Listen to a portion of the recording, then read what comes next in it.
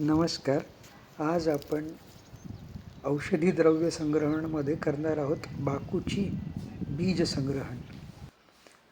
सर्वप्रथम आपण बाकूची आयडेंटिफाय करून तिचं बीज, आता सध्याचा जो सीझन आहे म्हणजे साधारण जानेवारी फेब्रुवारीमध्ये याला फुलं आणि फळं येतात आणि ही फळं वाळल्यानंतर याच्यातून अशा काळ्या रंगाच्या बिया ज्या आहेत त्या आपल्याला मिळतात.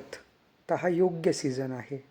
आपण हे साधारण अर्धा किलो आपल्या विद्यार्थ्यांच्या सोबत जाऊन आपण साधारण एक अर्ध्या ते पाऊण तासाच्या काळातच फक्त अर्धा किलो बीजसंग्रहण आपण केलेलं आहे. याची शुद्धी करून मग आपण ह्याचा त्वचेच्या अनेक विकारांमध्ये वापर करणार आहोत.